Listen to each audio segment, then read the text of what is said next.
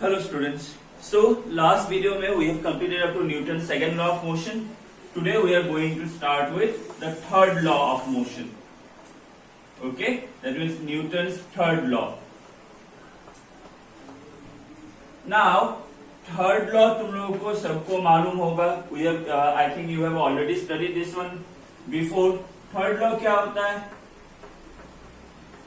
To every action there is an equal and opposite reaction always. To every action there is an equal and opposite reaction always. That means अगर force की वजह से कोई भी action हो रहा है तो वो फोर्स के अगेंस्ट में एक रिएक्शन फोर्स आएगा ही. नाउ इसका मतलब क्या होता है, देखो ये मैं रफ कर देता हूं.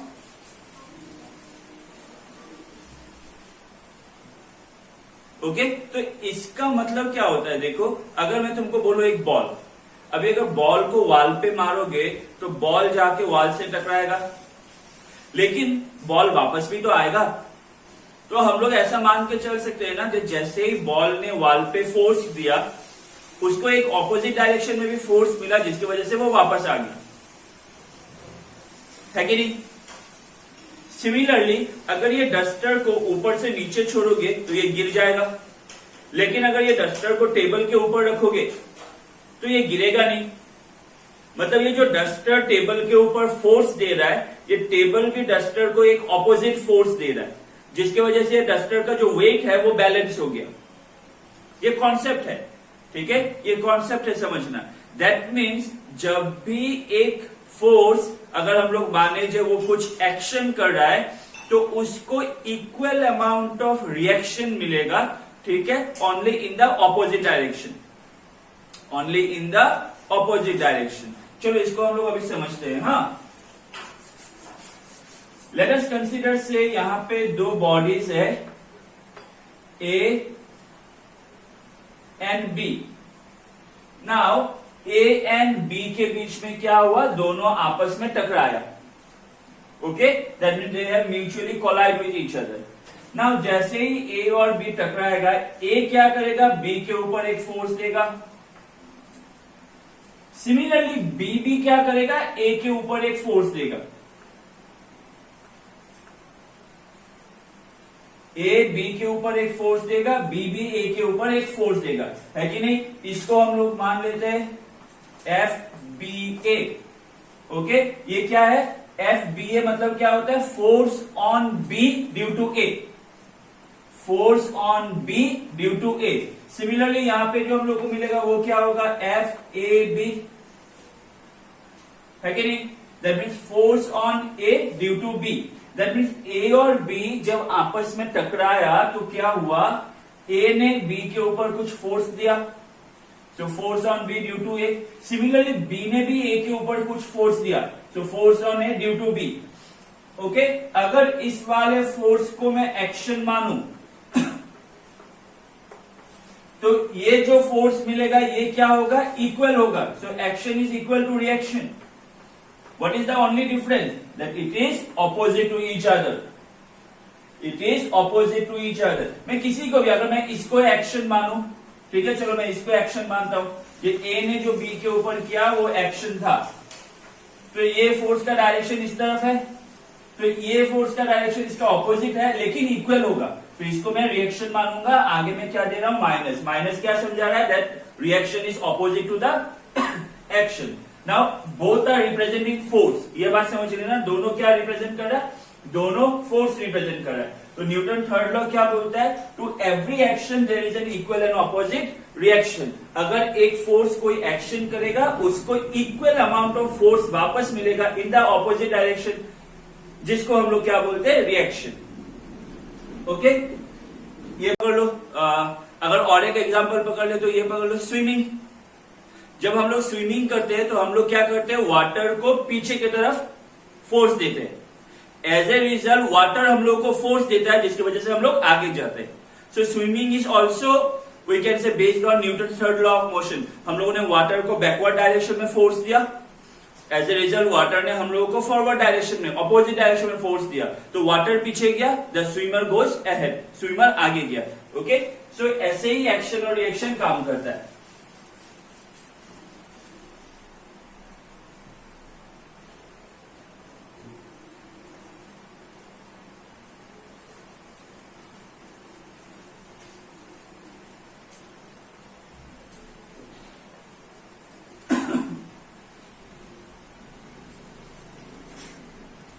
Okay, now Newton third law पढ़ने के लिए हम लोग को समझने के लिए कुछ पॉइंट्स याद रखना होगा। ओके, इसका कुछ हम लोग को पॉइंट्स याद रखना होगा।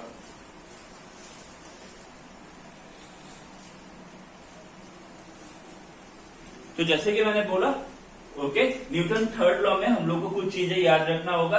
तो एक चीज हमेशा याद रखना, हाँ, ये जो हम लोग न्यूटन थर्ड लॉ में फोर्स के बारे में पढ़ रहे हैं, action and reaction, it always occurs in pair, है कि नहीं? दो फोर्स रहेगा यहाँ पे, किसी भी एक फोर्स को तुम एक्शन मान सकते हो, किसी भी एक फोर्स को तुम रिएक्शन मान सकते हो। ऐसा नहीं कि ये वाला एक्शन है ये वाला रिएक्शन, नहीं, ठीक है? तुम out of both the force any one you can consider as action and any one you can consider as reaction. Okay, now Newton third law पढ़ने के टाइम पे कुछ पॉइंट्स याद रखना। Number 1,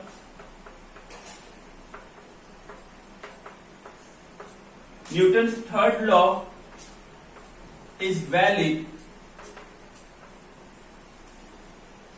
irrespective of nature of force. Irrespective of nature of forces. That means जो third law है वो force का नेचर के ऊपर डिपेंड नहीं कर रहे, सबके लिए वैलिड है। That mean whether mechanical force हो, इलेक्ट्रिकल फोर्स हो, ग्रेविटेशनल फोर्स हो, कुछ भी फोर्स हो, third law will be valid for every kind of force. Okay, second,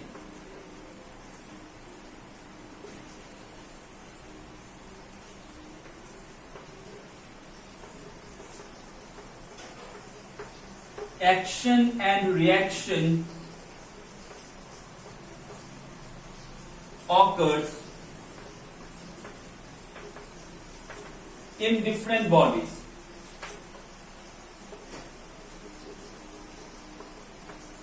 In different bodies.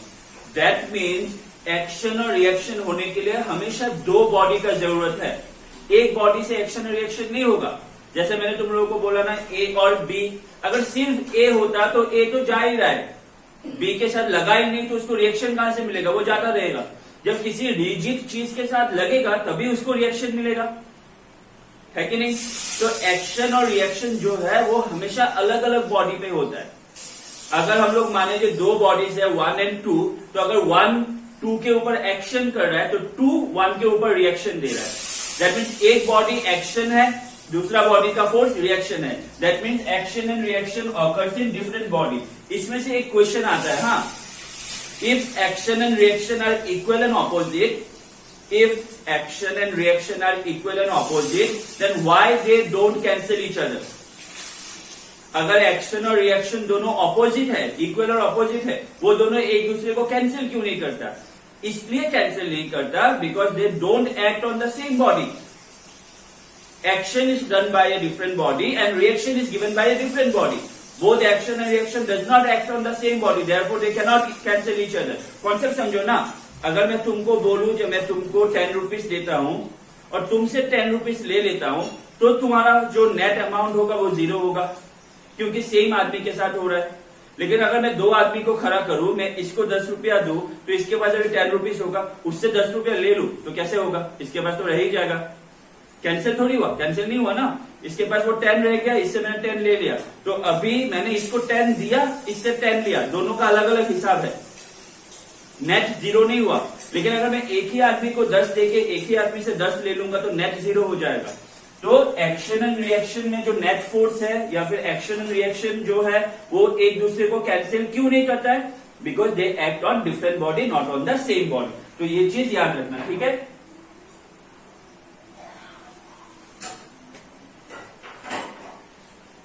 तो जो थर्ड पॉइंट है वो यही है, the forces of action and reaction does not cancel each other. Does not cancel each other. The forces of action and reaction does not cancel each other. और जो last point है याद रखने के लिए नंबर 4, वो याद रखना, there cannot be any action in the absence of reaction, or there cannot be any action in the absence of reaction. अगर रिएक्शन मिलेगा ही नहीं तो वो एक्शन होगा ही नहीं. ठीक है, अगर तुमको रिएक्शन मिलेगा, ठीक है, तभी जो फोर्स ऑपोजिट होगा उसको हम लोग एक्शन मानेंगे. If there is no action, मतलब बात कैसा है, हाँ, पकड़ लो टग ऑफ वॉर, तुम इस तरफ से खींच रहे हो, एक्शन कर रहे हो, तो ऑपोजिट साइड भी खींचेगा, रिएक्शन देगा.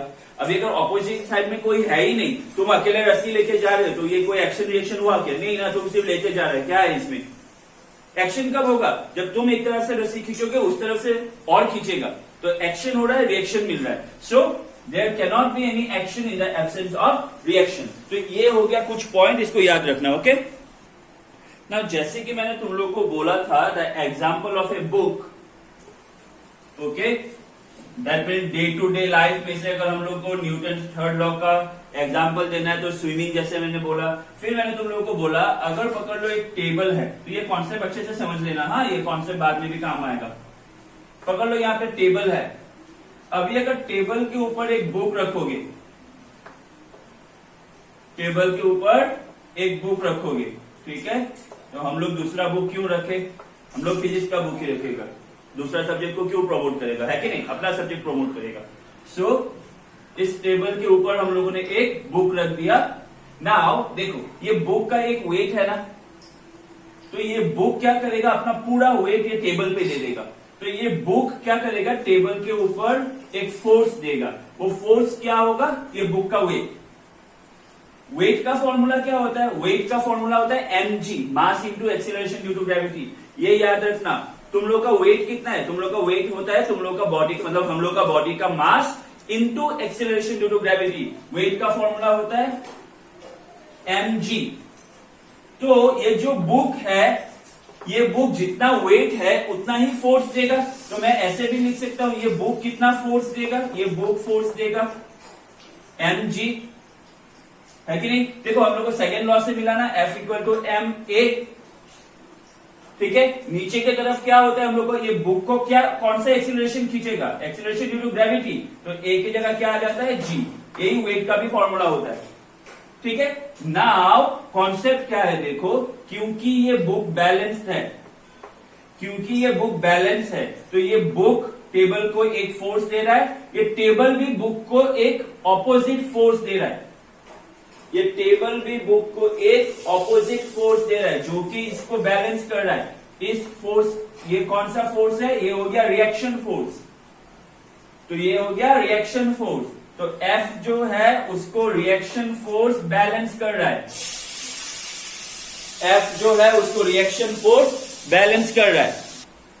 नाउ जैसे मैंने बोला, ठीक है, तो ये जो इसका वेट है, ये वेट की वजह से जो फोर्स नीचे की तरफ लगेगा, अगर इसको एक्शन मानोगे तो ये एक ऑपोजिट डायरेक्शन में फोर्स दे रहा है, क्योंकि इक्वल है और ऑपोजिट है, तो इसको हम लोग रिएक्शन फोर्स मान रहे हैं. अभी ये जो कॉन्सेप्ट है ना, ये कॉन्सेप्ट हम लोगों को बाद में फ्यूचर में भी, इन द सेंस मतलब आगे वाले क्लासेस में भी लगेगा. जब भी कोई चीज किसी चीज के साथ कांटेक्ट में आता है ना, पकड़ लो मैंने ये डस्टर लिया और मैंने ये डस्टर को अपने हाथ के ऊपर रख दिया, तो ये डस्टर क्या करेगा? ये हाथ के ऊपर एक नीचे की तरफ अपना जो वेट है उसके हिसाब से फोर्स देगा. एज ए रिजल्ट इसके ऊपर एक ऑपोजिट डायरेक्शन में मेरे हाथ के ऊपर रहने की वजह से एक फोर्स लगेगा, जिसको हम लोगों ने यहाँ पे रिएक्शन फोर्स माना. इसका और एक नाम होता है, इसको हम लोग बोलते हैं नॉर्मल रिएक्शन. याद रखना, नॉर्मल रिएक्शन. एक तो ये हो गया रिएक्शन फोर्स. दूसरा, ये रिएक्शन फोर्स का प्रॉपर्टी क्या होता है? नॉर्मल मतलब क्या होता है? नॉर्मल मतलब वो वाला नॉर्मल नहीं, नॉर्मल मीन्स परपेंडिकुलर. तो ये जो फोर्स है ना, ये हमेशा ये कॉन्टेक्ट सरफेस के परपेंडिकुलर होता है। दैट मीन अभी अगर टेबल को ऐसा कर दोगे, पकड़ लो टेबल ऐसा है, ठीक है, मैंने टेबल को एक साइड उठाया हुआ है, टेबल ऐसा है, और मैंने बुक को रखा हुआ है, पकड़ लो बुक अभी तक स्लाइड नहीं हुआ, मतलब बुक रेस्ट पे है, नीचे नहीं आया, तो वेट तो हमेशा नीचे ही होगा, वेट हमेशा वर्टिकली डाउनवर्ड्स ही होगा, क्योंकि ग्रेविटी नीचे होता है, तो इसका वेट ऐसे ही होगा, नीचे ही होगा। लेकिन जो नॉर्मल फोर्स है, ये पहले ऐसे था, अभी टेबल ऐसा हो गया ना, तो ये नॉर्मल फोर्स भी ऐसे हो जाएगा। दैट मीन्स ये हमेशा परपेंडिकुलर रहेगा, ये नॉर्मल फोर्स जो है हमेशा परपेंडिकुलर रहेगा, ओके, टू द सरफेस। ये नॉर्मल फोर्स हमेशा परपेंडिकुलर रहेगा टू द सरफेस। ये हो गया, पकड़ लो पॉइंट ऑफ जहां पे कांटेक्ट हो रहा है वो कांटेक्ट सरफेस, तो ये नॉर्मल रिएक्शन उससे परपेंडिकुलर है। ये प्रॉपर्टी होता है नॉर्मल फोर्स का, नॉर्मल रिएक्शन का, ये हमेशा याद रखना, ठीक है। मैंने जैसे बोला, ये आगे में भी हम लोग को बहुत यूज होने वाला है। तो जब भी कोई भी चीज किसी चीज के साथ कांटेक्ट में आता है, कांटेक्ट में आते ही एक रिएक्शन फोर्स आता है, जिसको हम लोग बोलते हैं नॉर्मल रिएक्शन, और ये नॉर्मल रिएक्शन हमेशा सरफेस का परपेंडिकुलर होता है, याद रखना, ठीक है।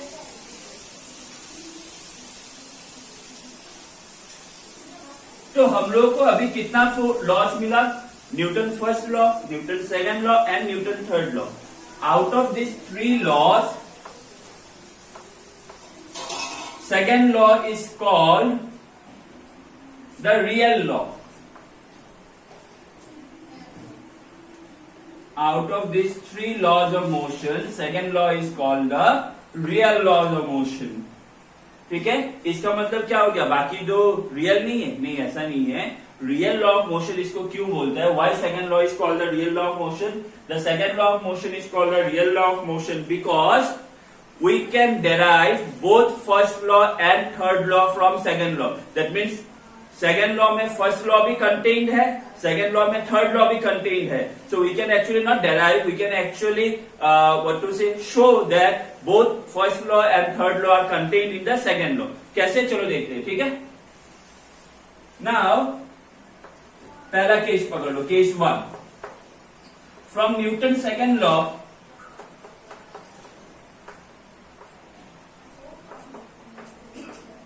Now from Newton second law we know that F equal to ma, है कि नहीं? Now in the absence of any external force,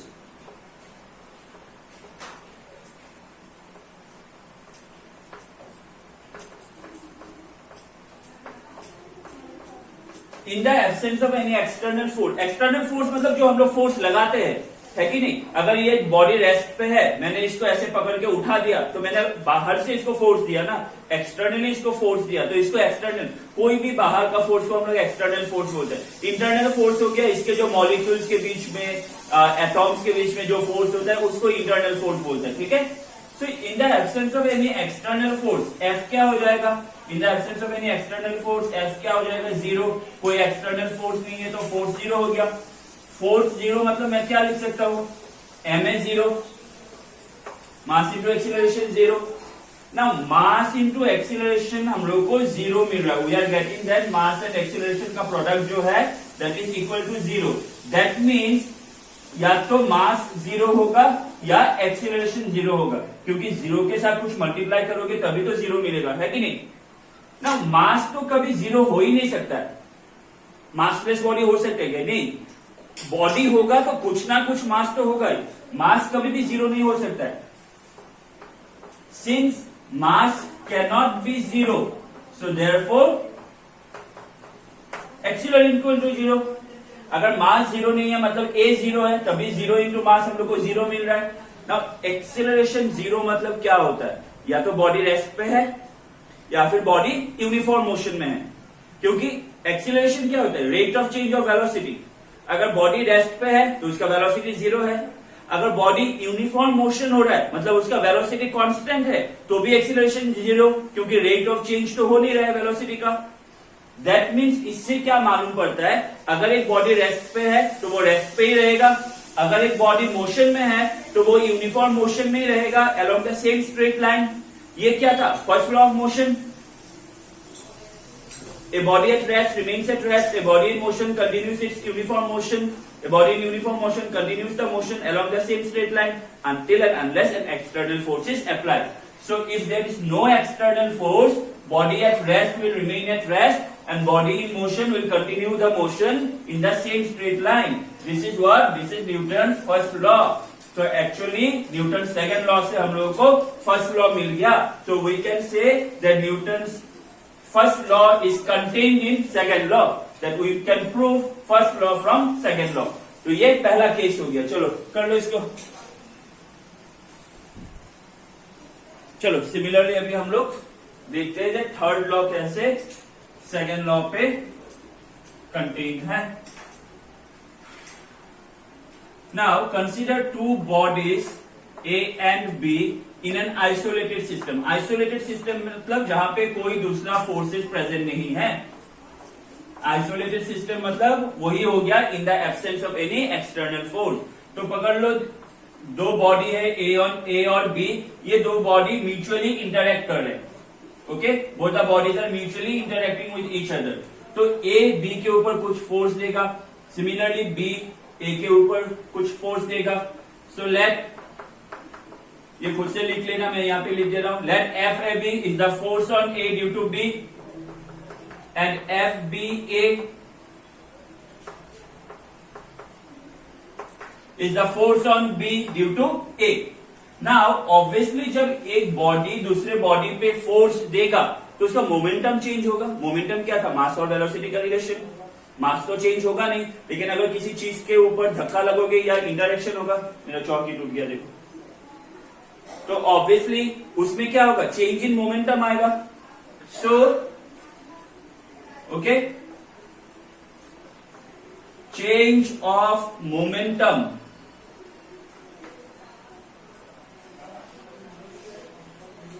on body of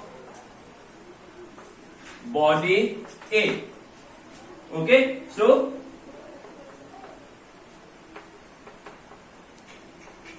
ये क्या होगा? F नहीं, चेंज ऑफ मोमेंटम नहीं,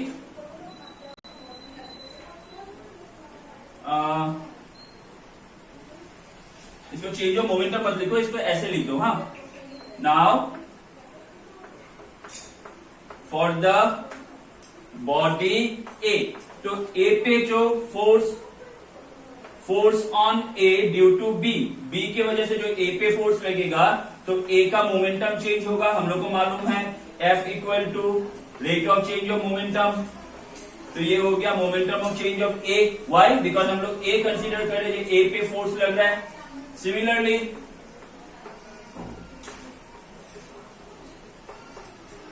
for the body B, FBA equal to क्या होगा? Rate of change of momentum B, है कि नहीं? B पे जो फोर्स लग रहा है A की वजह से, उसकी वजह से B का भी मोमेंटम चेंज होगा. तो देयरफॉर अभी अगर दोनों को प्लस कर दोगे, ओके, तो अगर दोनों फोर्स को अभी प्लस करोगे तो FAB plus FBA equal to क्या होगा? DDT कॉमन ले लो, rate of change of momentum of body A plus body B. होगा कि नहीं? देखो अच्छे से देखो. Now in the absence of external force, अभी अगर कोई एक्सटर्नल फोर्स है ही नहीं तो rate of change of momentum क्या हो जाएगा? If there is no external force then rate of change of momentum zero हो जाएगा, है कि नहीं? अगर एक्सटर्नल फोर्स है ही नहीं तो rate of change of momentum कहां से आएगा? सो इसको लिखना, इन the absence of any external force rate of change of momentum will become zero. So we can say FAB plus FBA equal to zero. So therefore यहां से हम लोग को क्या मिलेगा? FAB equals to minus FBA. That means action equal to minus reaction. So ये action equal to equal and opposite to reaction क्या था? Newton's third law. So actually we can show that in Newton's second law, because force equal to rate of change of momentum, ये क्या था? Second law था. जैसे F equal to ma second law, ये भी second law. सो हम लोग दिखा सकते हैं जिस सेकेंड लॉ से हम लोग को थर्ड लॉ मिलता है, that means Newton third law is contained in second law. So since both first law and third law are contained in second law is called the real law of motion. Clear, I hope यहां तक? Okay, next let us C.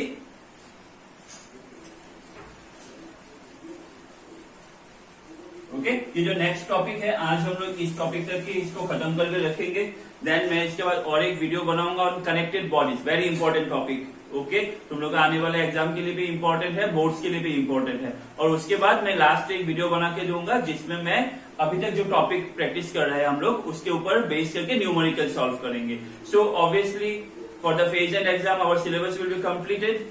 Then I will post 1 or 2 videos, वो तुम लोग अभी रख देना, बाद में देखना जब एग्जाम खत्म हो जाए, so that we will complete this total chapter laws of motion. Okay, so after your phase end you can complete that remaining videos so that the total chapter will be completed. Okay, so next जो topic है that is law of conservation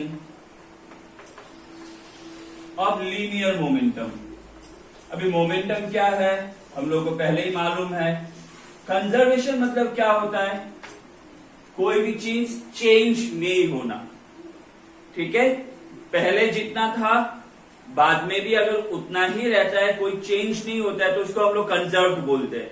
ठीक है, पकड़ लो एक body का velocity पहले 5 था, फिर एक फोर्स अप्लाई हुआ, लेकिन वो फोर्स की वजह से वेलोसिटी चेंज ही नहीं हुआ। पकड़ लो एग्जांपल है, तो वेलोसिटी बिफोर भी 5 था, आफ्टर भी 5 है।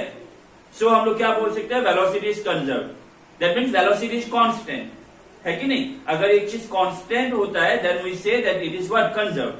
सो law of conservation of linear momentum, that means हम लोग को शो करना है दैट अगर हम लोग एक सिस्टम ऑफ पार्टिकल ले तो उसका जो टोटल मोमेंटम होता है वो हमेशा कंजर्व होता है। मतलब अगर एक सिस्टम लोगे उसमें बहुत सारा पार्टिकल है, 1 2 3 4 5 ऐसा पार्टिकल है, ठीक है? तो वो पार्टिकल का जो टोटल लीनियर मोमेंटम होता है वो कंजर्व है, ठीक है? So let us consider a system of n particles. मतलब कितना पार्टिकल है? n number, 1 2 3 4 5 6 dot dot dot up to n number. Okay, so consider a system of n particles जहां पे मासेस कितना है? Having masses m1 m2 m3 ऐसे dot dot dot करके पहला पार्टिकल का m1, दूसरा का m2, तो कितना पार्टिकल है? mn पार्टिकल का mn। Okay, consider a system of n particle having masses m1, m2 and